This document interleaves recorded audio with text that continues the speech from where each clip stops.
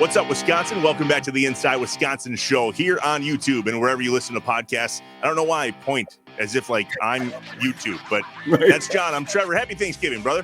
Yes, right here. I'm glad to be on YouTube right here as well. This one. Yeah. Yeah. But it could be worse. You could be landing the plane. Yeah, that too. We're all good. Do you have your buttered turkey thing? You set with that today? Everything is prepped. Everything is ready to go in this house. We have a schedule to keep. The roaster will be brought up at the appropriate time. Yeah. But yes, all things are. I think we're already, laying out the thawing process has begun, right? Because you got to let that sit in the refrigerator so you do it. But I think we're holding out the stuffing cubes have been diced and sitting out there and getting, I don't know, appropriately stale or I don't know how you do this, but yes. You might be carving by the time this airs. I think that is fair to say. I know you haven't lived in Wisconsin in some time, but when it comes to holiday traditions and these meals, do you find that you brought Wisconsin with you? Do you still kind of tap into the way you were raised with this, or are you all New England now? Well, if I really want to feel historical, I side with the Pilgrims out here, right? Mayflower, with rock the whole thing, because then I can just get in with that. But no, I guess since it's always family, it's always rooted in that, then I guess it's very much home. But in that case, a lot of that is Iowa. We would always zip around to I always went to one of my mom's brothers or sisters, and most of them were all in Iowa. So we traveled to Iowa all the time to do that. But it's whatever it is, it's very homey, regardless of where you are, right? I think that's what it's rooted in. And so, yeah, there's a lot of Wisconsin in it for sure. Today's guest is absolutely rooted here in Wisconsin. Charlie Berens. He does Wisconsin as good as any Wisconsin can. Yeah. He's hilarious. Yeah. He is. Well, one, we're glad he's back, right? Second time. I don't know that we're going to be in the process of in the business of recycling guests, but in this case, since he was so early on and he's so good and so popular and so funny, it's great to have him back. But Charlie, he challenges you to look in the mirror and see all of your Wisconsinness, which own it. Right. And I think with the Bay Partners, most of us look and go, cool, I'm in, right? Got no problem with it. Where some people look in the mirror and they go, no, that's not what we are. No, we're not really like that. I look at them like, yeah, that's pretty much me. And that's pretty much us. Yeah, no, for sure. Yeah. Yeah, exactly. No, for sure. Perfect. Thank you. Just to prove it right there. Exactly. Yeah, no, for sure. For sure. All right. Wisconsin through and through. Charlie Berens, the Manitowoc Minute. Let's keep her moving on the Inside Wisconsin show. Here's the mirror, people. The Inside Wisconsin show is brought to you by American Family Insurance, Aaron's Company, Blaine's Farm and Fleet, Capital Credit Union, Festival Foods, Quick Trip, Miller Lite, North Star Mohican Casino Resort, Provea Health, and the University of Wisconsin-Platteville. Hey, remember to subscribe on YouTube, leave a review, smash the like button, just get with us. J.A., our followership is significantly different since the first time Charlie Berens was on the show, and so is Charlie Berens' career. So I just like to say, dude, welcome back. I can only imagine where your career is going to go from here now. Incredible. Oh, thank you. Thank you. You're very kind. Yeah, I have no idea. It's just a day. I don't really remember where I was when we first talked, or what emotionally speaking, where I was, or where I was physically speaking. But I'm sure I was there, and now we're here. And time is an illusion to all of us. I read that somewhere on an Instagram post. Not a bumper sticker. Not a bumper sticker. It was on an Instagram post. I thought about it. I looked at it. I didn't like it, but I did think about it. So who knows what it really means, Are you an active social media type? No, I really, if I'm on social media, I'm just like, I'm like a squirrel that walked under the box you're propping up with a stick and put a little piece of peanut butter in there. And then someone pulls the stick if I get down the rabbit hole, or in the squirrel hole, I suppose. It's a trap. I honestly dislike it very much. I think it like makes the brain a little placky, it makes you kind of slow, As a guy who is very funny and you make a lot of your living with comedy, I always find that I'd be curious to know, it seems to me everybody on the social media thinks they're the funniest person in the world. but nobody seems to have a sense of humor about it. Have you noticed that? Yeah, I mean, well, yeah, I mean, there's a lot of, first of all, when I started doing this, there weren't maybe a ton of comedians doing it. But then I think, comedians realized the only way to sell tickets was to get on social medias. And then that brought in a lot more comedians. But then as a lot more comedians got on there and they were just doing normal videos on their phones, then everyone was like, well, shoot, I can do that, and really anyone can do it. It's pretty, I was just trying to wipe off my screen and it's this hole I put in the wall, How'd that get there? What'd you do? How did it get there? I'm trying to think if I'm gonna lie to you right now or tell you the truth. I got frustrated. I think I hit it with the side of my phone. So anger issues. Yeah. I didn't think I was hitting it that hard. It's soft drywall. It's soft. Got it. Yeah. Not plasterboard. There's hard drywall and then there's soft drywall. I got the soft stuff. This stuff was raised. This drywall was raised on participation trophies and that kind of stuff. Fourth level of the podium. Got it. Yeah, you need gypsum with a little intestinal fortitude. By the way, why do you have a Sharpie? Are you taking notes or are you going to deface something? What's going on? ADD. It's like a little thing. It's this or my knife. You want to see my? See, I got this cool knife. Look at that! Whoa, isn't that cool? Sure, so it's cool. I think it's legal too. It's a small enough blade where that little switch thing just became legal. So, well, what's illegal? They must be legal. Someone sent a bunch in the mail. Buck knife, actually, because I have a buck knife. Actually, I didn't even know it wasn't even a buck knife. It was just a knife, and I grew up thinking all knives of that nature were called buck knives ever since I was a kid. Because that's a knife you use to skin a buck. So I just call it buck knife. I didn't realize Buck was an actual knife brand until I was doing this old-fashioned video, and I was stirring up the old-fashioned with said buck knife, and they said, "Hey, actually, that's not a buck knife." And I said, "The hell it isn't! I've cleaned a buck with this. Sure. It's a buck knife. It's not a fillet knife for fish. That's a different thing. Although I have cleaned a perch with a buck knife now, an actual buck knife, and that's a hard knife to clean a fish with. Not impossible though. So there you have it. Yeah, that's a thicker blade, right? You need a thinner one to fillet. I don't know. I have never. It ends, We can't move on from that buck knife thing here for a second. You and Amanda both believe that every knife is indeed a buck knife. I cannot make this up. I shot a deer this week and sent Amanda to the store to pick up a buck knife, and the buck was capitalized B. Capital B. That's the brand, buck knife. She came back with everything but a buck knife. Well, here's my question, though. Why didn't you go with your buck knife hunting?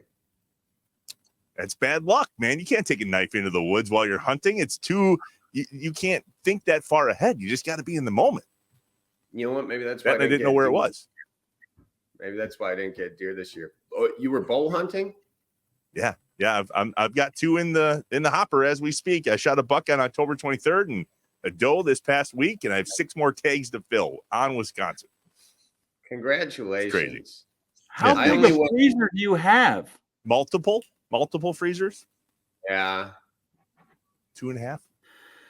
So do you have? Is it hanging right now in the garage? Is it dressed out, just hanging there? Because that's always my favorite time of year. Not only just when you go into the woods, but when you go by and people's garage doors are open and like every third one's got a buck hanging there as you go by. Like that does not happen here in Connecticut.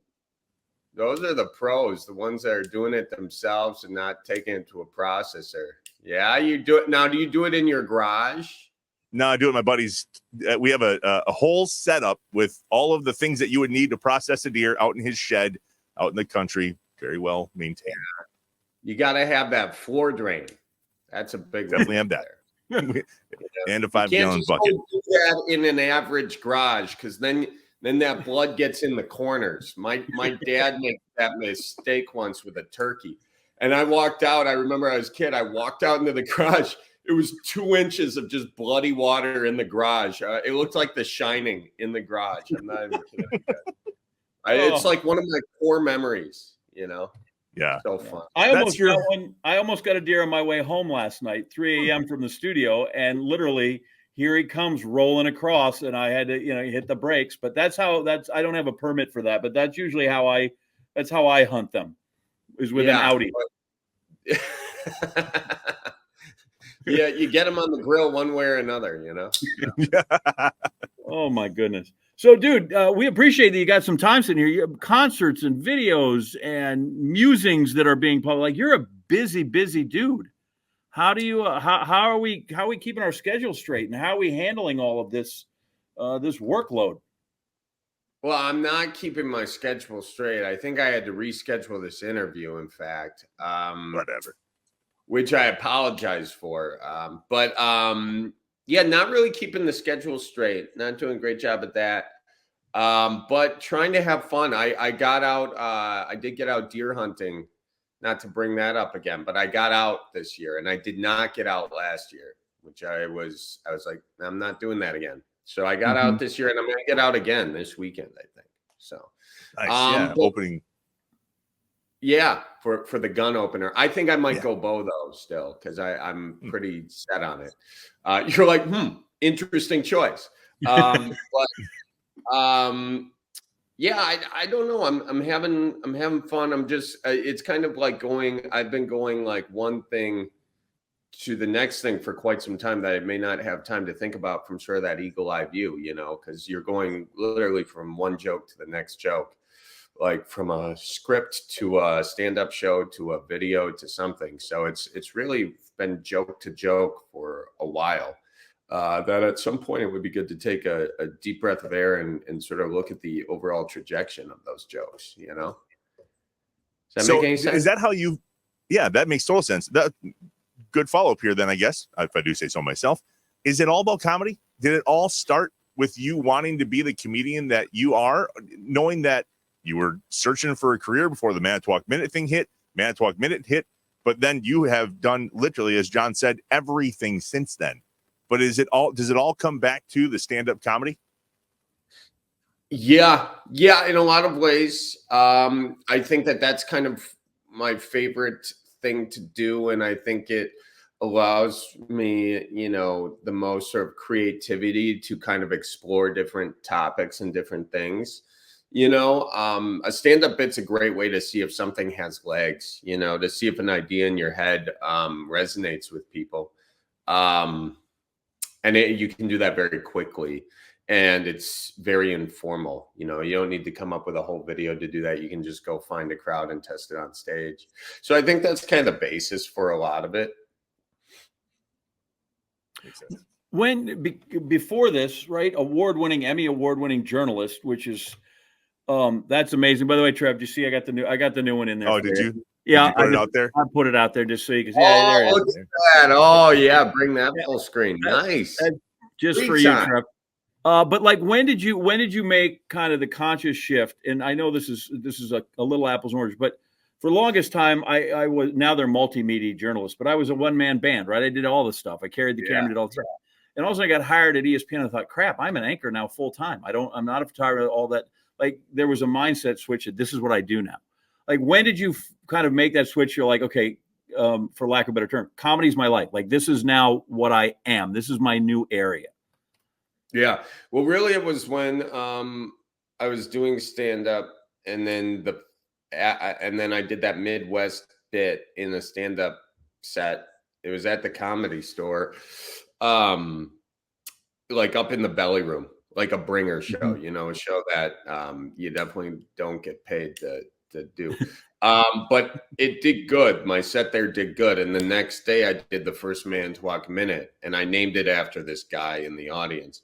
But as soon as that took off, I was just a mix of shocked and elated and a little scared and whatnot. But then I made the next one and the next one, and the next one. So really, since that day in 2017, it's really been my full-time thing. you know? So now you have these, you talk about kind of the feedback when you do the jokes. You do the minute, it's great, but it's online and you go, okay, I have views, and you can have millions of them, like, oh, that's successful. But like, if you're in front of doing stand-up in front of that audience, right, the juice is right there. What's it like to perform in front of those groups? Because like I said, you could have a million views, but you're sitting at home and your phone pings. What's it like when you sit right in front of those people and you get that kind of energy and in that environment? Yeah, I mean, you hear comedians talk about this a lot. It's kind of a bit of an addicting thing, to have people laugh at you, because I think what you kind of see, like, I had this thought, this observation, plus this punchline, and your laughter is kind of you seeing me. So I think you kind of feel seen in a certain way, but then you can kind of just, like, you can see, like, okay, what else do we see together? Mm-hmm. And it's kind of fun. It's kind of addicting. And then you're seeing life in sort of a new way. Like, your observation mindset is on. So you're walking through life, and as we all walk through life, and we all see the same things, but we don't always observe the same things, So I think it's just you then kind of open yourself up to those different observations, and you write those down, and you sort of explore kind of who we are as people and how we like change as people and what we do. And you hope that 90% of the things you say, they're just, they're for a laugh. Maybe 10% are somewhat insightful if you're lucky. But mostly, you're just going to make people laugh, and hope that, you can kind of see each other in that laughter. And exactly what you just said is why I'm so pissed off at Craig Counsell. Literally, that's why I'm so, because what Charlie just explained was, it's what we see together. It's one of us. That's why we love what Charlie does in the Midwest, especially because you're talking about us. And you can't put a video out, Craig, and say you're one of us and then go to the Cubs. All right, I'm over it. So where I'm going with this is that is that not the multi? Is that our penance for Wayne Larrabee? Oh, like, we got Wayne Larrabee from the Bears, and maybe this is, I don't want to say karma. I don't think we should see it that way, but part of me wondered that, But here's the thing: Larrabee saw a Super Bowl champ, the Bears in '85. His work is done here. Counsell, I do not have a World Series trophy. I'll let him go. You give me a World Series trophy, you can write your ticket. Go do what you want to do. Yeah, I agree. I mean, look, and guys, don't get me wrong. I was very bummed about that. I then got to thinking that I wondered if that was the age-old trade that we never knew took place, Yeah. So, but that does, I think kind of lean itself to why everything that you do from a Midwest bit, right? The good old fashioned tour is what you're on now. And I think it's because you literally connect with who we are. I was talking with a buddy this week about how, like, I don't know, how literally angry people are about the whole Craig Counsell move. And he said it makes total sense to me because emotion is the sharpest tool in the toolbox when it comes to persuasion. And I think that that's what you do with your bit, Charlie, is in the Midwest, you tap into the emotional being of who we are. And then ironically, when you go and do it like in LA or on the East Coast, they're like, that's not who we are, but we find that funny. Is that fair? Yeah, well, I think you really hit on that emotional undertone, because that's universally relatable, and people understand family, and people understand, trying to be polite when maybe you're thinking something else, or people pleasing or something like that. There's sort of two ends to each coin. We're very nice in the Midwest. And sometimes that is an authentic niceness, and sometimes it's just people pleasing, and it's rooted in, like, maybe the big Catholic populations here, or something like that. But either way, it's these things that other people from other places can relate to. They can relate to either because those underlying tones of family, or connection, or trying to be nice, or maybe not saying what you're always thinking. Those are universally relatable. or they know somebody from the Midwest, and that's what makes it relatable. So there are a few different like entry points for people. And the other thing about the Midwest is the people who are from here often historically have left, and they've left because a lot of jobs were better in other parts of the country and this, that, and the other thing. So they kind of leave, and then they set up sort of these consulates, if you will, these Midwest consulates, and they're called Packer bars, you know, and they're called Badger bars or Gopher bars or whatever. You know, we're big into setting up bars for our sports teams in other cities, I've found. Yeah, we have to raise the bar. So I feel like we all have a good sense of who we are in Wisconsin, and we're like either not surprised by it or we've accustomed to it. And it is, when you go to these other places, I want to know how you think people see us. And I bring that up because I work with Steve Levy, and he's always like, Anderson, you're from Indiana. I'm like, yeah, Wisconsin. He goes, aren't you from Ohio? Yeah, that's like, they're all just one place once you're west of Philadelphia to Levy until you get to Vegas, which is great fun. But do you get out there and like, how does some of those people see us? Because I fear sometimes they see us as cheesehead wearing bumpkins, which, by the way, might not be inaccurate. I just wonder how, what sense you get from those that are not in the tribe. Yeah, I mean, a lot of it is seen as that, as sort of a flyover state, which honestly, I'll take cheesehead wearing bumpkins over not seeing us at all, and I think that was it for a while, of just like barely even a thought or a blip on the radar. But I think as people kind of dive into anything, they sort of initially see you as sort of the stereotype, and then that's maybe a hook to get them in to see more and more and more. At least that's what I would hope. But yeah, sometimes that doesn't happen at all. It's just they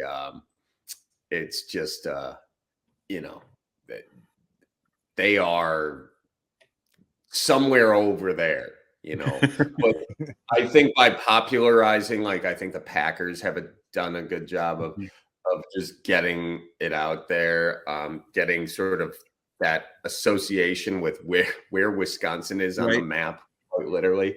And I also think the Packers thing, and maybe I mentioned this the last time, I think that's such a cool, unique Midwest thing, Wisconsin thing of like owning the team, and a lot of people make fun of it and say it's a worthless piece of paper, but it's really not to the people who own it. I think that sense of community and communal ownership of something so big in the professional sports world really says something about the place that team is owned in. So it's amazing to me. I have never once had to explain to people where I'm from. Where are you from? Green Bay.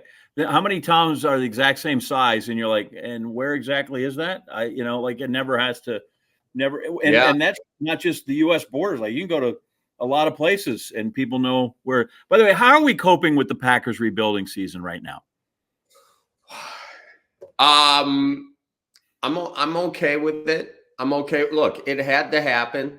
I think it's different.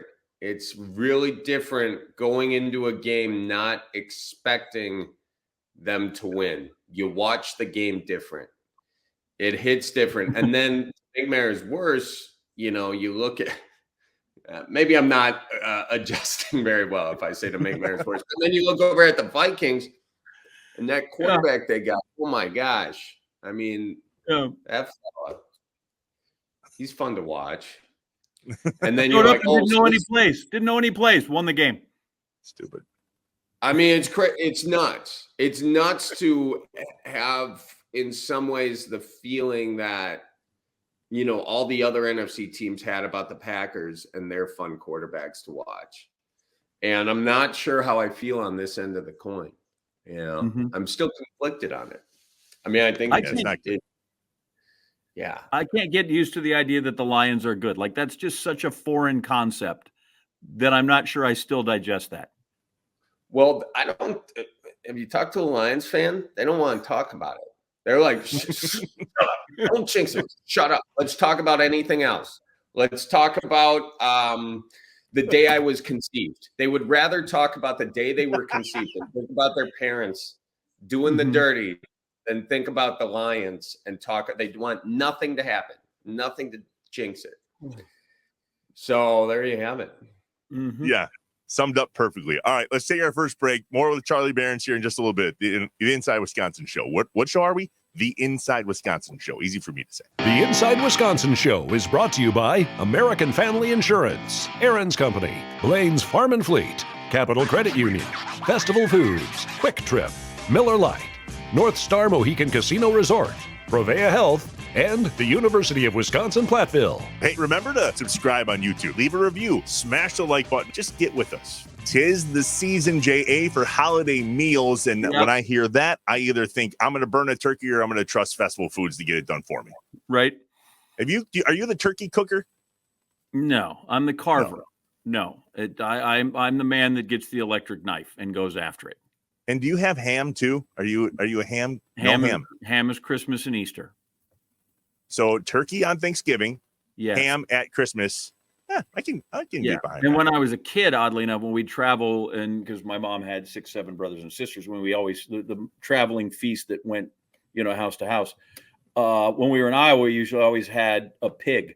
We'd have maybe a smoked turkey, but usually my uncle would just slaughter a pig because there were so many people. And we ate a lot of that, which seemed odd. Yeah. And you start cooking that like the day and a half before, as opposed to just getting up at 4 a.m. for the turkey.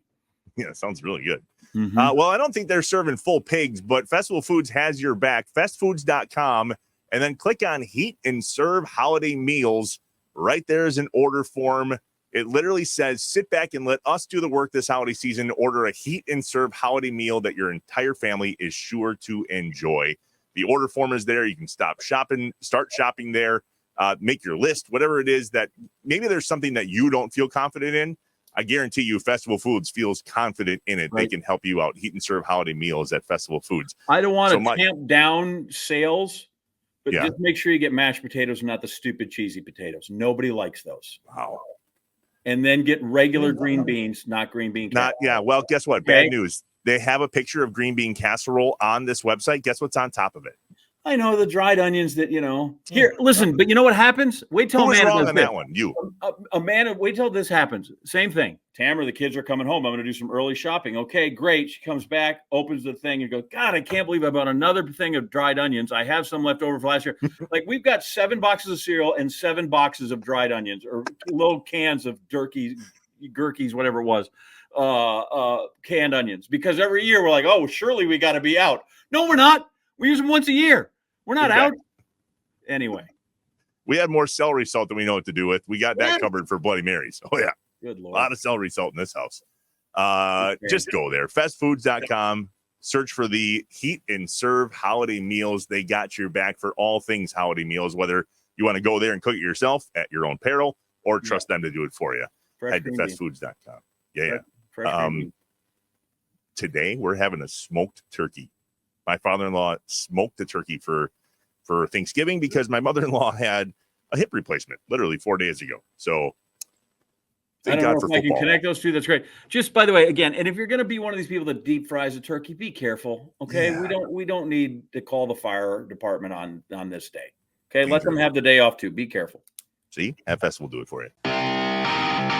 Time for another Inside Wisconsin Top 5 list presented by the University of Wisconsin-Platteville.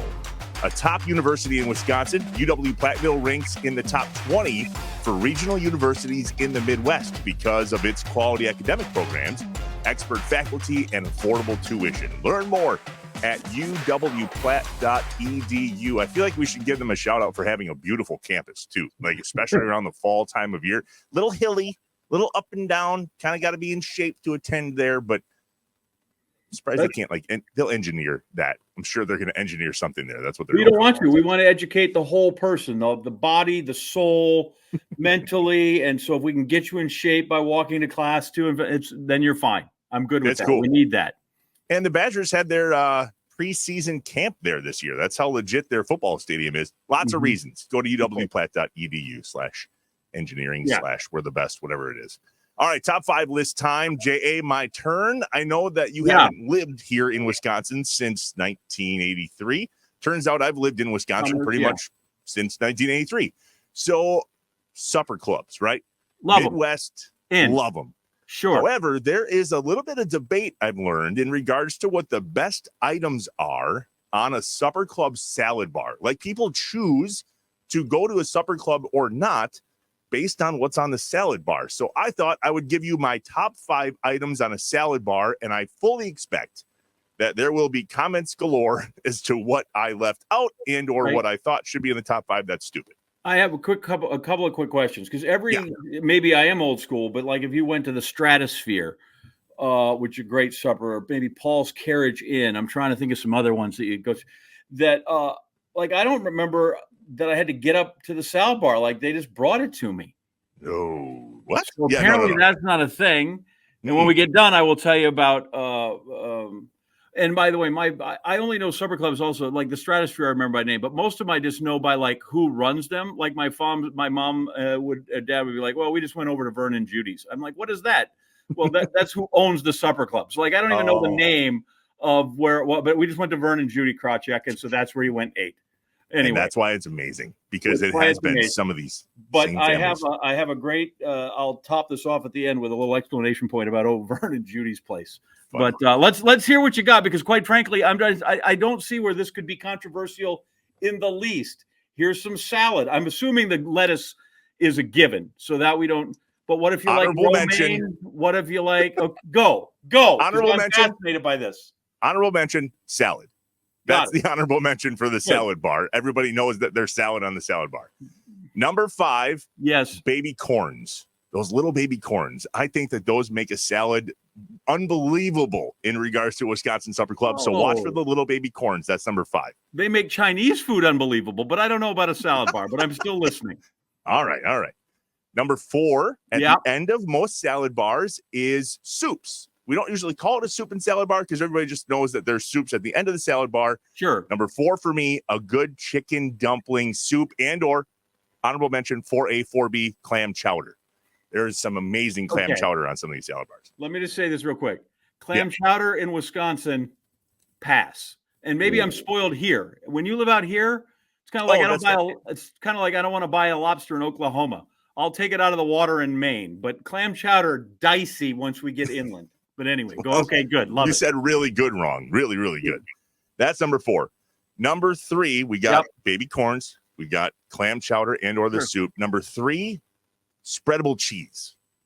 Well, yeah. And with this, you have to have it, but there are some that don't. Yeah, I don't get it. Yeah, I'm all with my the kids here love the Kakana spreadable cheese here. I don't like it with the port wine. I want it straight. You know, there's a lot of ways we can get that, but I'll take that over the liver paste any day. See, now that was one that didn't make my top 5 list, but other people I talked to, liver paste was on their top 5 list. They got to have the liver paste, not on mine. I don't know that those people are my friends, but okay, I'm with you.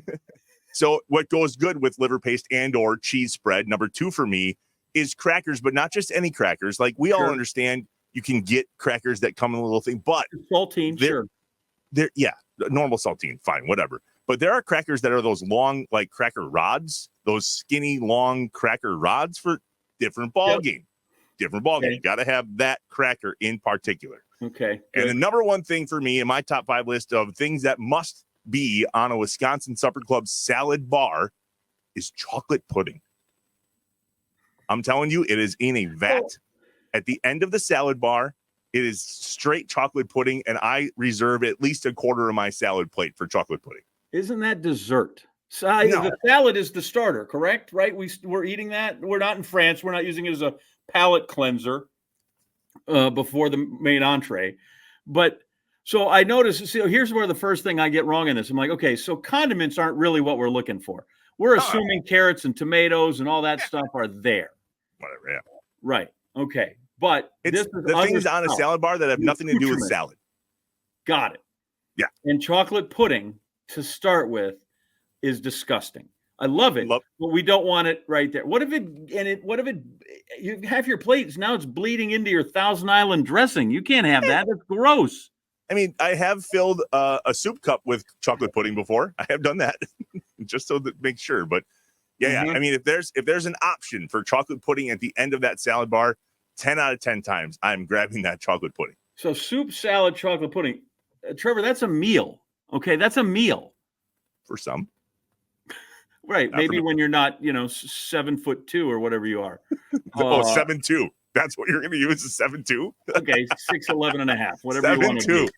But Funny. that, okay, so that I get that. But the baby corn, do you just eat that, or do you get to eat it like that? No, you just eat that. That's funny though. Just eat it regular, like, okay. No, listen, there's a lot of options, right? There's a lot of things that didn't make my list that I know are going to make other people's list. I've asked. Sure. My list is not the same. What about like fruit? Do we need some of that? Like, I like sometimes you go in there and go, oh, look, some strawberries, some cantaloupe, that it's a melon, a nice melon in there. I'm disappointed if there's not hard-boiled eggs, but that seems to be a fairly common thing. Sure. How do we feel about a craisin? Pass. Okay. Same with the golden raisin. I'm not putting that on a salad. Really? I like a craisin on a salad. Baby corn, hard-boiled eggs, broccoli if they got it, maybe some black olives. Broccoli is a vile weed. Nobody should ever eat broccoli. That's horrible. Wow. Yeah. See? Now you understand why this is potentially a debatable thing. Cauliflower, that's just that's a vile weed. I feel like the timing on this is good because it's Thanksgiving Day. And the last time you and I did a top 5 list in regards to food, it was what needs to be on our Thanksgiving plate. And there could not have been more difference in a top 5 list. Well, that's because you're wrong. Now there's a chance you could be right on some of these things. I don't know. Yeah. On this, but all right. What's your story in regards to supper clubs and salad bars and who owns them? What was that? Okay. So you go to Vern and Judy Krawcheck, and I can't forget the name. It's over on the east side. And you'd go into this place. God, what was it called? Not the stress. Hope it comes to me. So we go in and we've eaten there, I don't know, a half a dozen times. And you're like, wow, each of these, every time you sit, there's not a really main dining room, right? There's kind of this room with a table or two, or this room with like just one table. They're all kind of private dining room, right? Like it's really a really cool place. And so I don't think anything of it. This is one of those things where you're just dumb until you realize it's right here. And I said, you know what I think about this place is unique is because of the dining setup, the way it goes. And my dad, who lived on that east side where the highway now cuts through what used to be his parents' farm. Anyway, he goes, well, you know why that is? And I'm like, no, I have no idea. He goes, the place used to be a brothel. Jeez. That's why there's all these little private rooms, because it was for the ladies of the evening. And so that's why I set up that way. And there's upstairs and the whole thing where they went. And I'm like, okay, that makes and he said every once in a while when they'd go by and they were kids, they were always like tempted because they go try to peek in a window and do all this stuff. But I'm like, that's why they have all these rooms. The supper club used to be sort of a completely different dining experience. And now, there it is. And I think they're out. I think they've sold it. I think they're out of the business, Vern and Judy. But Vern worked the bar and Judy was the host with the most. And so that is but I think part of this show, right, is I think that's sort of Wisconsin, unique Wisconsin, not as a supper club, but there are stories like that everywhere, which hopefully we find and cover and people let us know, because it's something that sounds completely insane, and yet you're like, no, that actually makes perfect sense. Nope, get it. Yeah, and I've heard of them being speakeasies before. Same thing. Some of these actually started as speakeasies, and they built out from that, but not a brothel. That's the first one. This had a more specific purpose. Got it. Well, back to the salad bar for a second. Let's just make sure you comment below in regards to what it is that you have to have on your Wisconsin Supper Club salad bar, or you're not going. And by the way, yes, old fashions, but they're not on the salad bar. It could be that. And by the way, if you really want a nice salad bar, the Seymour Hotel, I don't know if it's open anymore. Seymour Hotel used to be great. Go down there, good fish fry, good salad bar there. Numerous of my buddies have been to the Seymour Hotel literally in the last 2 weeks. Ironically, that's what inspired this list.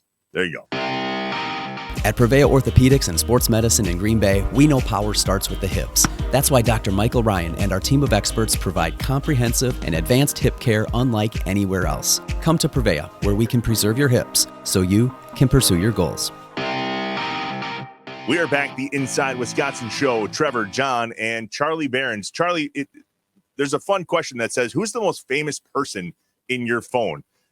Mine is Charlie Berens. Like, do you realize how crazy famous you have gotten? Do you get it or not really? No, I'm regionally famous. That's about it. You must not have a thick Rolodex in that phone if I'm the most famous guy, if you're brought up here, by far, you're the most famous guy. And I think your tour shows that. John and I were talking before you jumped on just about how incredible it is that you can go to every small town in Wisconsin that has some sort of civic center and probably sell out 2 shows in a row. So what has that been like? I mean, you're on the good old fashioned tour right now. I think I've seen it 3 times so far. Definitely going to see it again when you come here to Green Bay. But do you really feel that welcome of, wow, like, we get you, you get us? What's that like?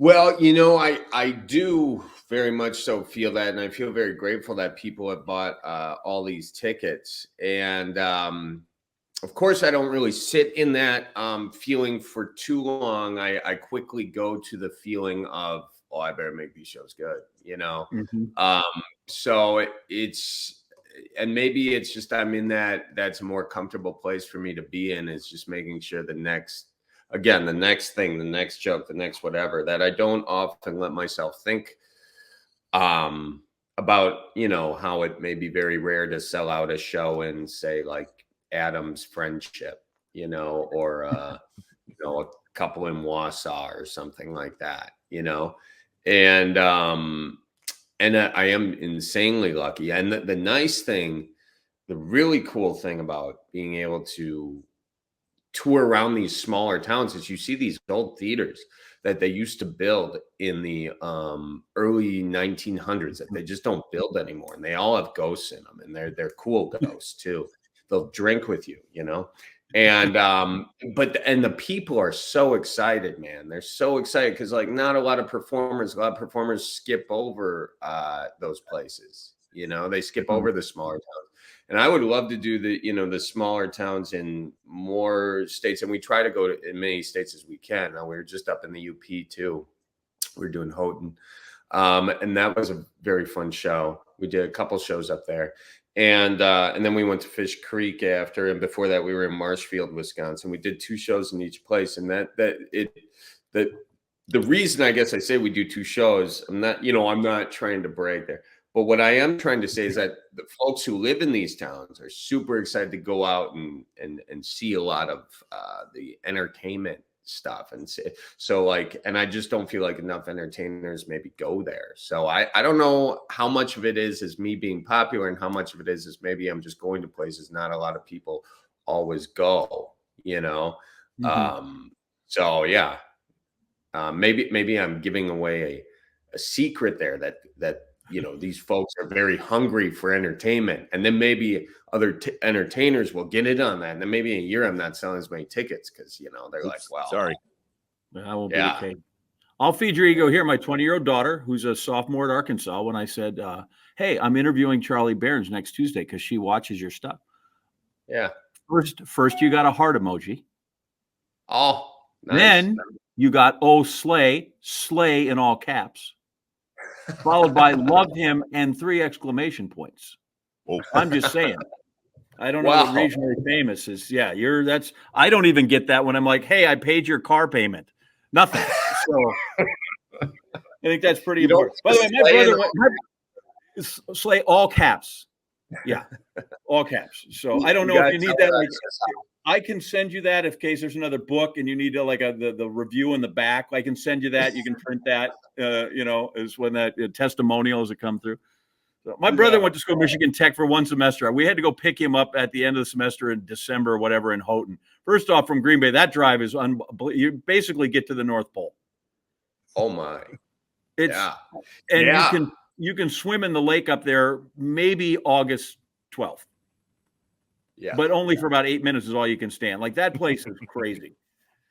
It's really beautiful. It's a beautiful, river, the snow. Saw a lot of cool birds. My buddy saw a wolf, a lot of deer, and nice, cool downtown. Man, it's a really cool city. And that's the other cool thing about touring around these smaller towns, or what some people would consider smaller towns, is it's a really, really cool. And you see how they used to build cities, and they don't often do it necessarily the way they do it now. So it's just really awesome. How to go to some of these places sort of help? I don't know. Do you find material in some of these places that you're just like, wow, that's I have just been hit by a joke or an observation that is going to be is amazing and can be added to the repertoire. Oh God, yeah. That's where it really began. I mean, I remember. I still remember this. I was maybe 16 years old. I was in Fond du Lac. We're getting some leeches over at Dutch's, the bait shop, to go fishing with my grandpa Bob, my dad, and we were going. I can't remember what we were doing. I can't remember what kind of fishing. It doesn't matter. But the bait shop guy goes, "Yeah, you guys will be happy out there. Water's good. Clear as gin. I tell you what, can see right to the bottom." And just that clear as gin. Me and my brother were like, "Do you hear that?" And that's just a funny phrase. But it's just, you hear little pieces like that. Or I was playing pool with somebody, and I want to say, where was I? Bemidji, Minnesota, somewhere. Oh, Rochester. Geez, no, this was in Iowa, and I was playing pool, and he goes, "I'm effed by the," except he didn't say effed by the fickle finger of fate, and that's kind of after he missed a pool shot. So it's just kind of these weird, funny things that people just say. But then also, like, you look at the bars and how the bars are set up. And I love, like, the signs where you can change the words on them and what people decide to put in those signs, it just tells you something about the place you're in, and kind of where you're, part of where you're from, part of where, I don't know, things are going, you see what's important to people based on what's advertised on the side of a bar or in the bathroom of a bar. What flyers they put up over those urinals can tell you a lot about a place you're in, Yeah. Nothing says we're going to respond.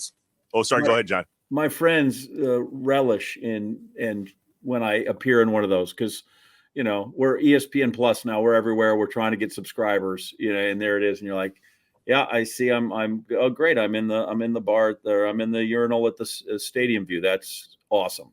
That's you want to talk about career validation. That's where you want to be, man. That's some prime. I mean, people are on their phones all these days. When's the one time they're not looking at their phone? Hopefully, when they're taking a leak. Oh, that happens. No, that happens. I know it happens.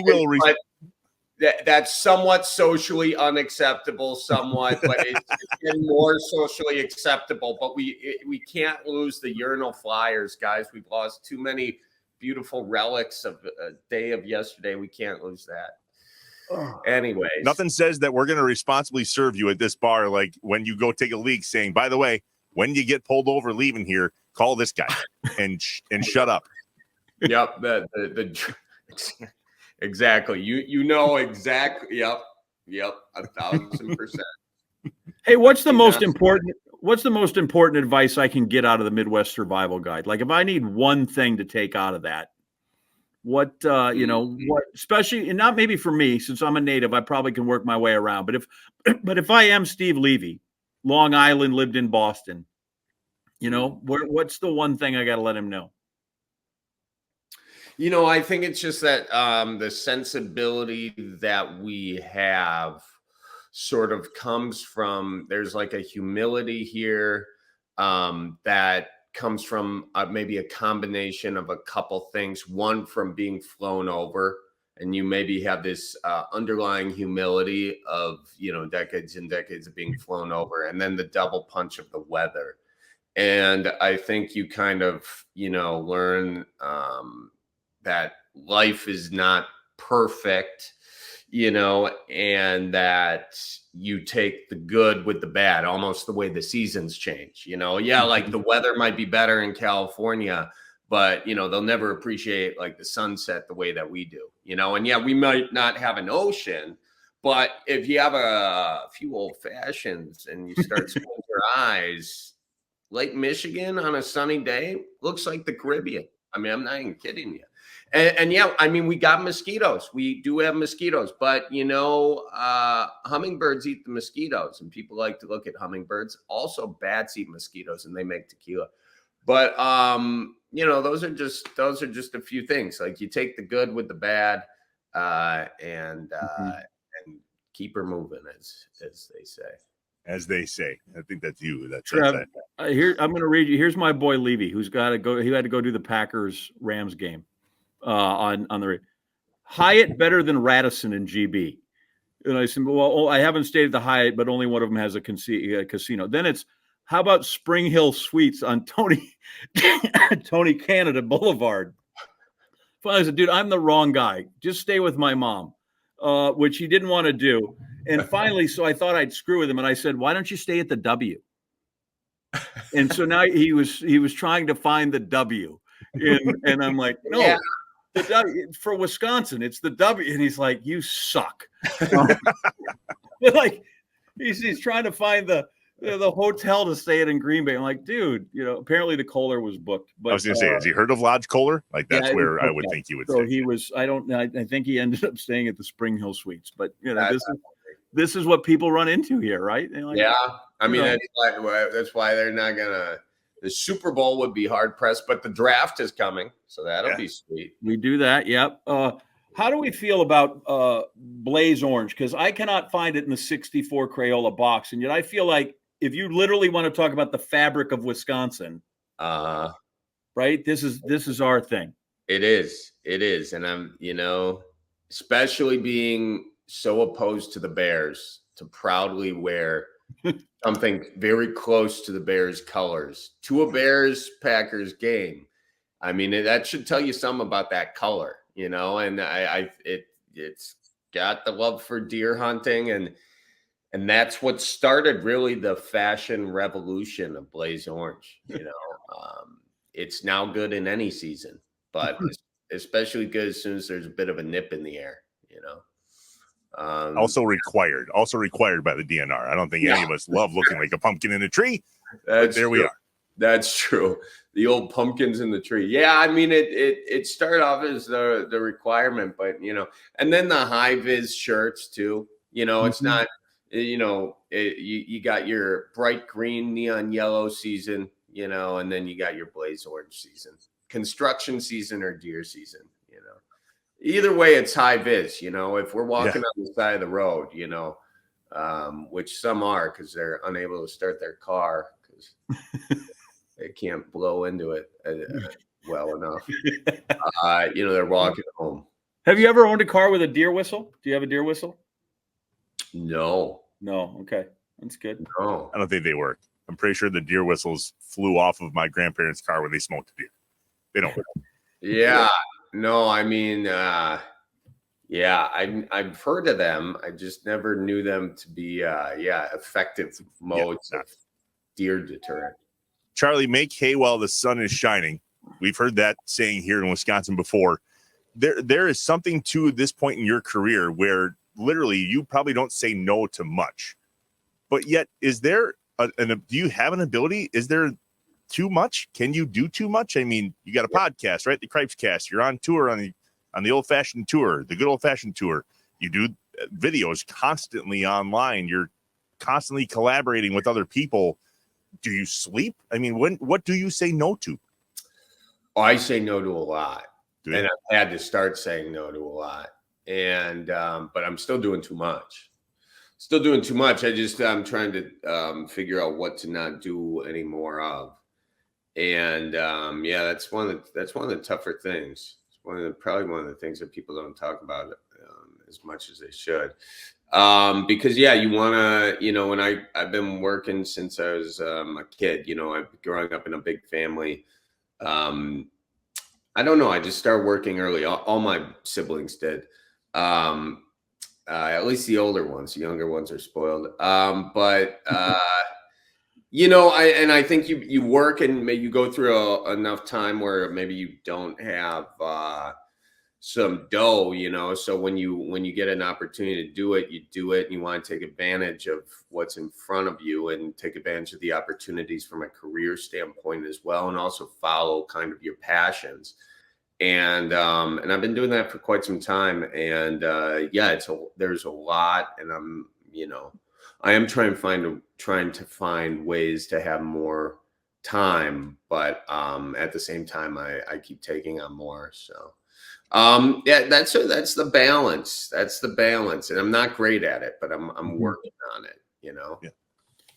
My mother used to always say a lot of times, don't laugh at him. He's not funny. You'll only encourage him. Did you have anybody like that? And when did it switch? So they go, no, we need you to laugh at him and encourage him. Oh, still not there yet. In my family, no one's encouraging me. No, they still give me hell, as they should. If they were encouraging me or like being nice to me, I'd have maybe 6 months left to live. That's right. And even then, I think they'd wait till like 2.5 weeks before they started pretending to be sympathetic to me. Mm-hmm. Yeah, they got to minimize that. And you know what? I do the same for them. I mean, it's their wedding, and I'll give them crap. Sure. So payback. All right, let's wrap it up with Charlie Berens when we come back. Segment 3, the lightning round is next. Charlie Berens on the Inside Wisconsin Show. The Inside Wisconsin Show is brought to you by American Family Insurance, Aaron's Company, Blaine's Farm and Fleet, Capital Credit Union, Festival Foods, Quick Trip, Miller Lite, North Star Mohican Casino Resort, Provea Health, and the University of Wisconsin-Platteville. Hey, remember to subscribe on YouTube. Leave a review. Smash the like button. Just get with us. J.A., I am sorry that in real life, not pre-recorded, you're working today. It's Thanksgiving. You shouldn't be working today. So I may have pulled some strings, and we will not be attending the program on Thanksgiving. Wow. Did you play the I've been here 25 years card? After 25 years, for the first time in 25 years, I will have both Thanksgiving and Christmas Day off. 25 years. That's the kind of clout I have now, is that I will not work either one of them. My guess is my ass is going to be stapled to the seat for New Year's Eve and New Year's Day, but 100%. I was just going to say, who's working on New Year's Eve and New Year's Day? That guy. Well, that's good. Right. Good for you. Enjoy the day with your family. I think that's awesome. And look what happened. You don't have to work. Now you can have a Miller Lite while you're watching the Packers-Lions game. Thank you. Those things go perfectly together on a Thanksgiving day. Mm-hmm. It is it's the harmonic convergence of football and the holiday and food and the holiday and the football. Like it's just one big serving platter of goodness.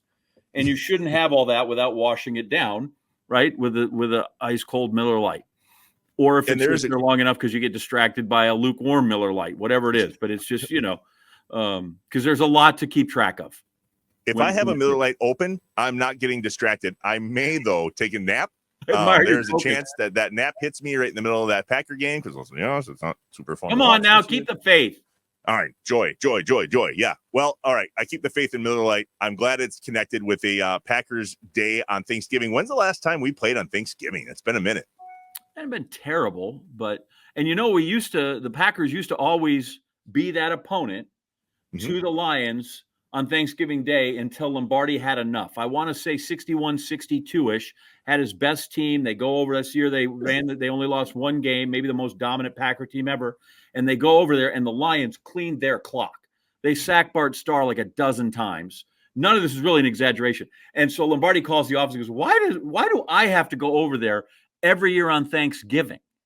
And so Lombardi put the kibosh on that. You go, look, they played there probably 20 years straight until Lombardi on that great team got hammered. Alex Karras and those guys just pounded him. He's like, enough. Send the Giants. Send the Steelers. We're out. You and Vince Lombardi pulling the same card on Thanksgiving Day. I'm not working. We're not working. We're not doing this anymore. Yeah. Well, turns out it's not Lombardi, it's LaFleur, and we're working again. Make it Miller time all season long. Get Miller Lite delivered right to your door. Visit MillerLite.com/InsideWisconsin, or you can find it pretty much anywhere that sells beer. Celebrate responsibly. Miller Brewing Company, Milwaukee, Wisconsin. 96 calories and 3.2 carbs per 12 ounces. Miller Lite, and hopefully a Packers victory. It's important because 96 calories, because you're going to eat a lot of other calories. So we need to save where we can. Thank you, Miller Lite. Back to wrap it up with our guy, Charlie Berens on the Inside Wisconsin Show. All right, 2 for me, Charlie. First one first. when you know as many people as you do, and then all of us that know you like feel like we're your friends, yet it can't possibly be, your phone blows up, right? When we saw each other in Vegas, you had like 30 missed text messages. How do you keep friends, and how can you not be everybody's friend when you are as successful as you are? Oh man, that's a wild question. Yeah, no, it's very tough. I mean, it's tough because you are go. Like I've been I've been trying to write this script for the past few days, and it's sort of in the last moments of that. And like all my energy when I'm not shooting videos or not doing podcasts or not, it's going right back into that script. And so then you're like, oh shoot, what day is today? And then I looked at the phone today. I realized my grandma's birthday was yesterday. So then I didn't even call my grandma on her birthday. So I had to call her today and say, what kind of a piece of crap grandson doesn't call you on her birthday? Luckily, there were a couple other grandkids that missed that call too. So Good. But, you get to a point where you're missing your grandma's birthday. Man, you're going to miss some friend stuff too. And I think it's just a wake up call to kind of dial it back if you can a bit. Fair, yeah. I sat next to your grandma at the show at North Star Mohican Casino Resort. It was an unbelievable deal. She had a gut feeling that you were going to be pulling her up on stage that day, and she was not happy about it because she can't really walk very well anymore. Yeah. In case you didn't know. But maybe that's the best part about your show, Charlie, is that you just happen to remember to capture things that every single one of us can relate to. And your grandma on that drive up, which I don't hope I'm not giving away part of your show here, but I have seen it a couple times. Yeah. It's phenomenal. Talk real quick about her, and obviously Grandpa Bob was the one that really inspired this whole thing for you. Yeah. My Grandpa Bob, he was very much the early inspiration. I would just go fishing with him, hang out with him, and just get bits, and he died a few years ago. And then my grandma, who's my only living grandparent now, and we'll go to the casino. And on our way to the casino, and during that one show, I filmed it. Her friend Lois Bentley, Maya Marion. Oh man, that whole podcast. I made a whole podcast out of it, and these guys just like unleashed. It was hilarious. And honestly, you get to a point like that, and you're like, I'm just happy I'm filming this. So this is the fun thing for others to see, and they just don't even think there's a camera there, really, for the most part. And I even sent them the podcast after. I was like, guys, is there anything you want me to take out? They're like, no, we're good with it. I'm like, all right, just maybe listen to it first. But they were cool with it. And I thought it was very funny. Hilarious. Oh, my grandmother was sneaky funny too. I don't know why. She was just a buddy of mine. We went back one time and we were surprising her, and we played cards. We were playing, I don't know, Merry Widow or whatever it was. And she's just like, oh, I'll take that. I can do that. Are you going to play? Like she just starts trash on it, but just really kind of, it's just, she was sneaky funny. Yeah. Cards too. Like, I mean, that's the way to get those folks right in there. Right in their prime, because that was the main form of entertainment. There was no social media back then. You wanted to, you hang out with people, and there wasn't nothing to do. You come over and bring some cards, and then that's cloud of smoke. That's all I remember. Cloud of smoke. Oh yeah.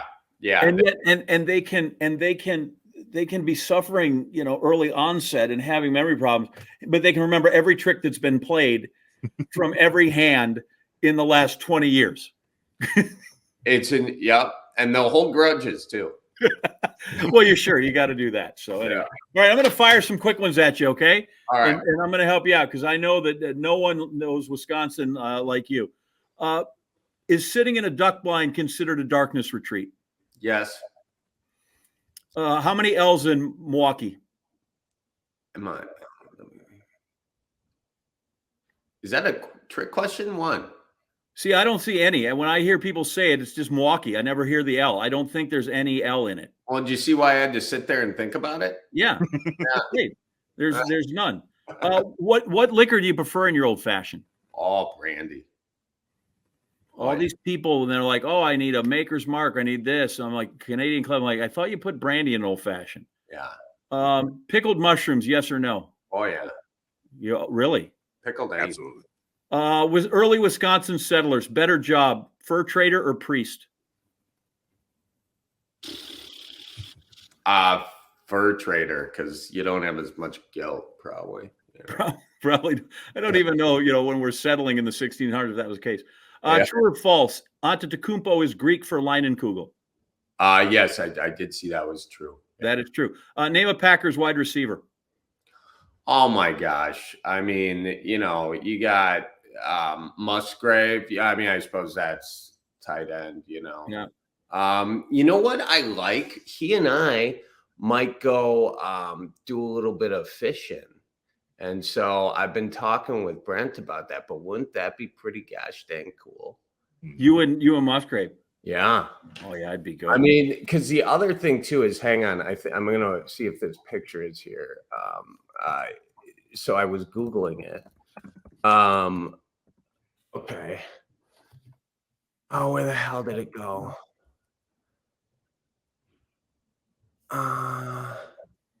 I know you said this is a lightning round. Hang on. You understand. Oh, okay. So I wanted to be like, because he's a big fisher. Now this isn't official yet, but I'm hoping we can do it. But I just wanted to be mic'd up while we're fishing. I haven't seen a podcast like that, but the problem is if I get mic'd up while I'm fishing, like we're gonna need one of those like beeper things, because you kind of lose it a little bit, And I didn't realize how much I swore when I fished until I filmed a video with my grandpa, and then I saw him. First of all, my grandpa, I know I'm going on like 4 tangents. My grandpa was trying to clean it up toward the end of his life. He was trying to not say the Lord's name in vain. And then, so we were fishing. He gets a muskie on, and he goes, get the net, Christ all Friday. He changed the almighty part and left the God's name in vain part. And I was like, oh, that is the funniest thing I've ever seen in my life. I didn't realize people cuss when they fish. I thought you just sat there. No, are you kidding? No, because if you miss it, you just get so pissed, Yeah. Okay. At least in my family. Maybe, I don't know. Mm-hmm. Oh, no, that's normal. That's normal. Most you've ever paid for a meal?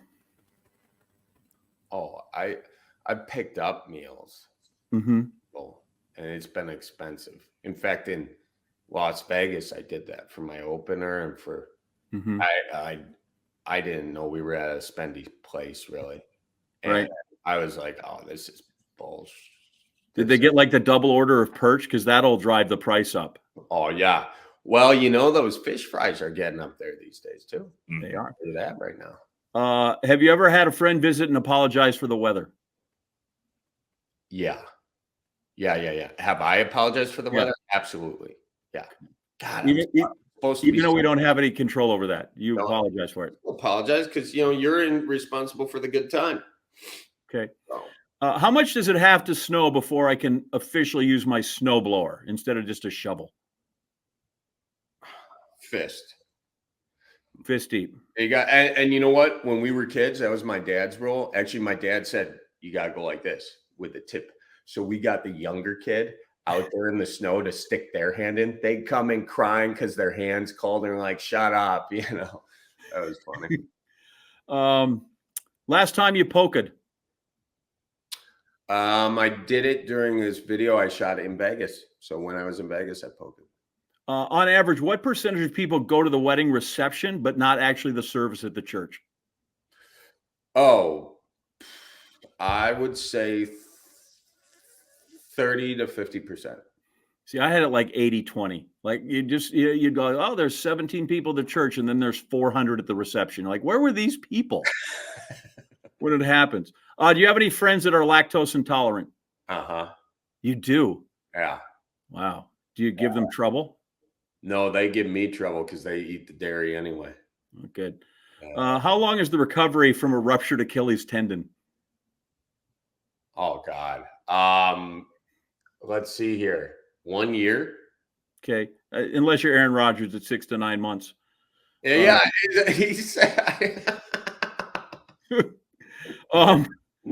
From your house, give me directions to the Bronze Fawns. Yeah, well, so What you want to do, and I'm going to skip out on one main street just to like scatter the channels. But you get out on the Lloyd Street, okay, over there in Milwaukee. Now you take Lloyd all the way down to 55th, right on 55th. You take a left on Washington, take that all the way down. Now that'll get you all the way down over by the Buck Stadium if you take it there, okay? Mosey on around there, right around the bend off the main drag, and then you get yourself onto you're going to take a right on Water Street. From Water Street, you're going to take a right just over past the Pabst. You're going to want to park in front of the Pabst deal. Do it illegally. I do it all the time. No one cares. Get out of your car, walk over to the Riverwalk, take a righty-tighty.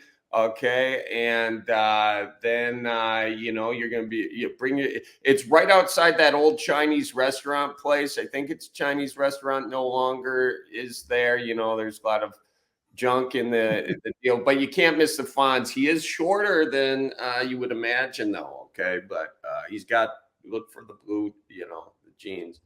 Perfect. It's right there, and the leather jacket, and he's right there. Yeah. And finally, for those that are not from Wisconsin, if I say, yeah, no, for sure, am I agreeing with you or disagreeing with you? Agreeing. Very good. There you go. Yeah. You are very agreeable. Yeah. Thank you so much for your comment. Like, what's real quick, what's in store? What's next? You got so much stuff. Like, what takes you through the end of the year, end of 23 project wise? Got tour and then working on some script stuffs, and then just chilling. I'm gonna try and chill after I get done with the tour dates. I'm gonna try and take a little break, see some family, do some ice fishing, do some hunting, get a deer this year, and just relax. I'm gonna try. I say that every year, but I'm gonna try. Awesome. And we will see you here in Green Bay when you're here at the Resch Center towards the end of April. It is easy to find your tour dates, Charlie. You don't need any help from us, but if you did, it's charlieberens.com. Literally everything is there on the website that you would want to know, except for Go Packers and F the Bears. That's no longer on the website. Yeah, he said I can't sell them there no more. Oh, that's too bad. Is Travis Kelce coming to end of year shows? Because that would be really big. I bet a lot of people would think that's awesome. Yeah, I think that would be awesome too. I think my window for that had passed before he was an ultimate superstar. But all right, that's hard. Yeah, no, right now. That's a hard. Yeah, no, for sure. Yeah, no. Very good. All right, Charlie, man. Good to see you, dude. Thanks for doing this. Guys. Thank you.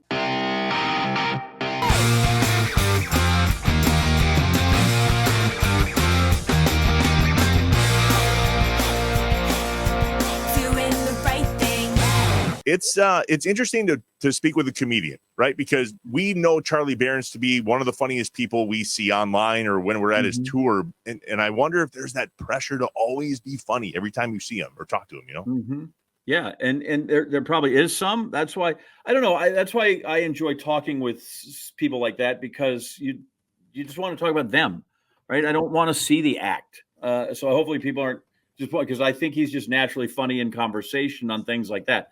But they're just, they go to the grocery store and buy things regular, and it's that. But he is an astounding wit, to be sure. And what I think is amazing about guys like that have this keen observational sense is that they say something and you're like, that's been right in front of my eyes my whole life. How did I miss that? Or how did I know that? Or I guess I saw that and it's kind of quirky, but I didn't realize how funny or unique that is.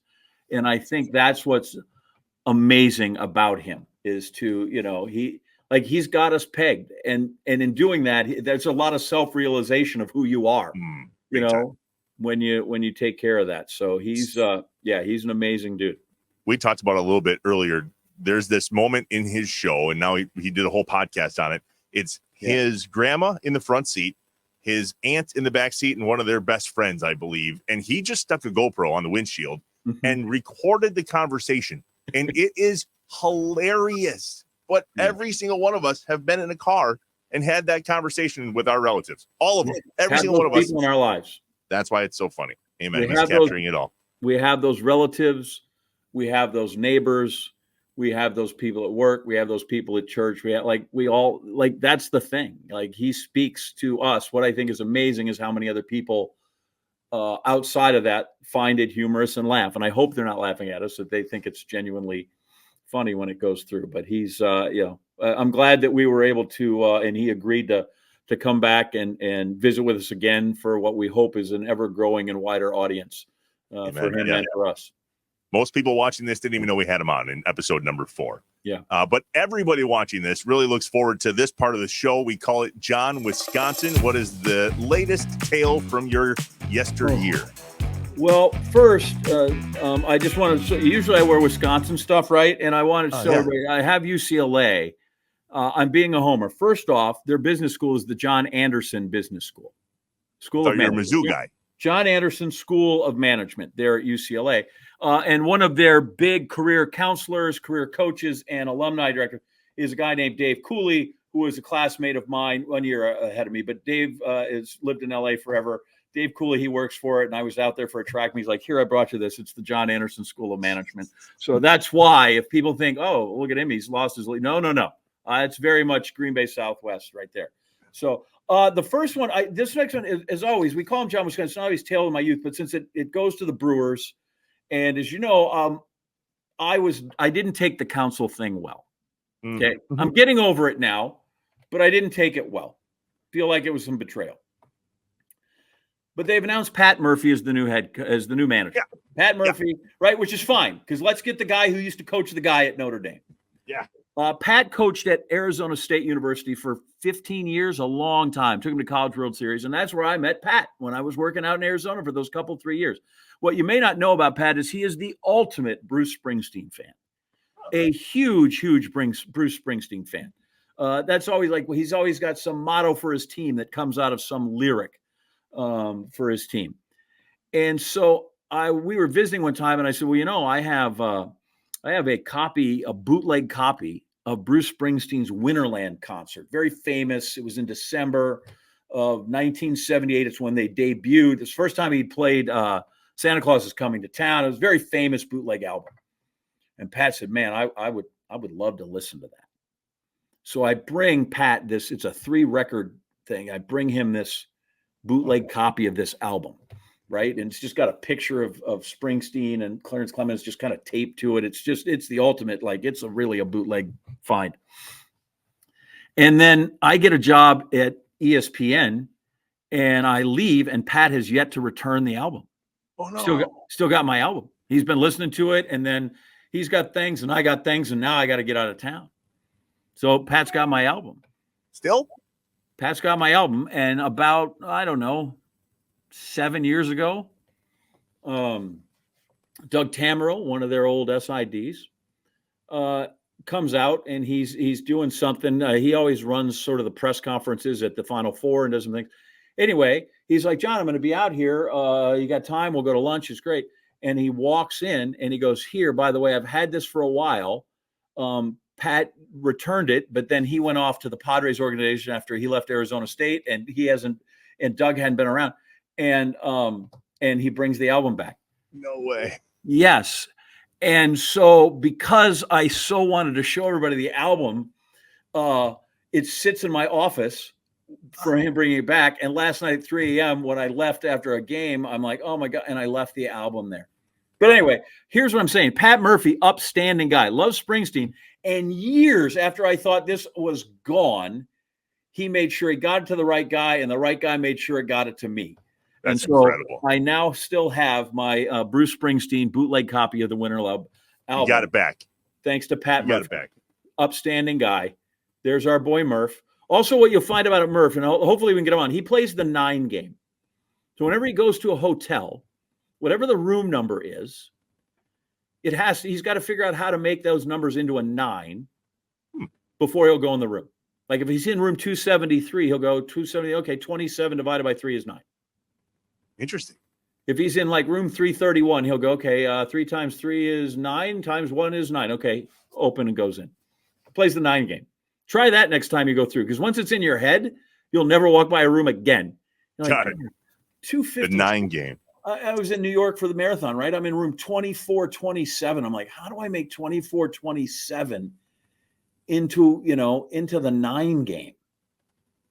It's very difficult when, to come through. But anyway, this is a prized possession here in the studio. This is a gift I got from my buddy Jason. It was the prime days of the Brewers. I mean, look who's all on here, right? Like Manny Pena and Lorenzo Cain, Orlando Arcia, Ryan Braun there at the end. Yep. And right in the middle. Yeah. The whole thing is revolved around Council. I think that's why it hurts the most. I mentioned it earlier. It's we designed Inside Wisconsin around guys like Council. So, I mean. Well, but I think I've told you, right? He's not really from Wisconsin. Yeah, South Bend. I saw that on SportsCenter. So there you go. That's the end of that. I did. One of the few times I let it bleed out. But listen, I'm getting hassled by Nicole Briscoe, who couldn't be happier, right? That he's joined the Cubs. So I had to fight back. Yeah, he did. It was perfect. And he's not from Wisconsin. He's from South Bend. Whatever. Listen, I wish the man well. I do not wish the manager well. I hate the Cubs with the power of 10,000 suns. You ever heard that? The fire of 10,000 suns. That too. Whatever. By the way, before we go. Yeah. The Supper Club, the Sky Top, came up with the name. That was it. Vern and Judy, the Sky Top. Where is it? Former brothel over there. Well, now it's closed down because they retired and they let it go. Family business. It was just over on the east side.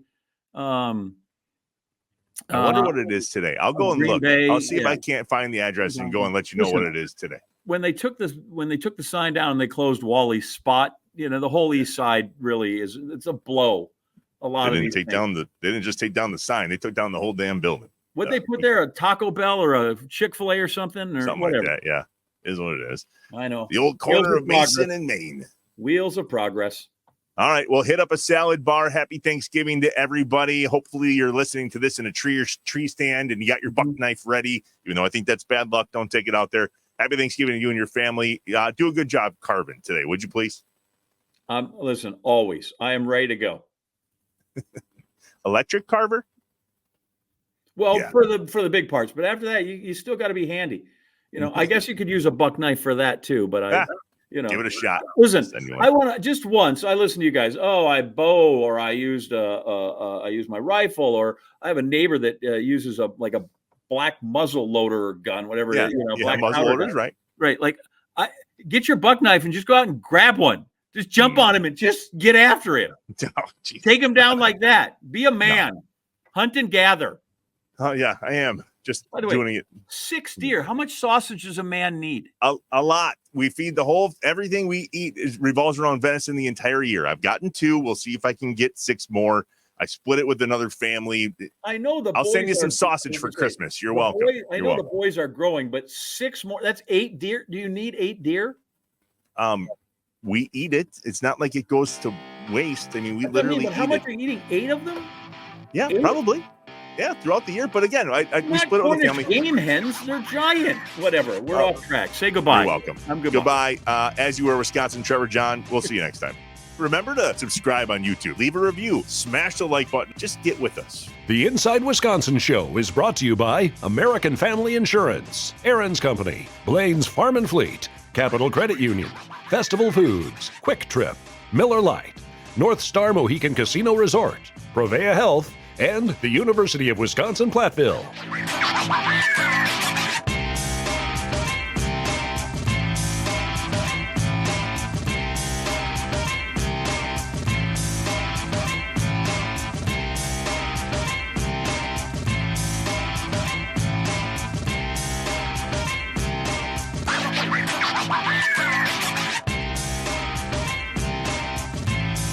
Shut up and sit down.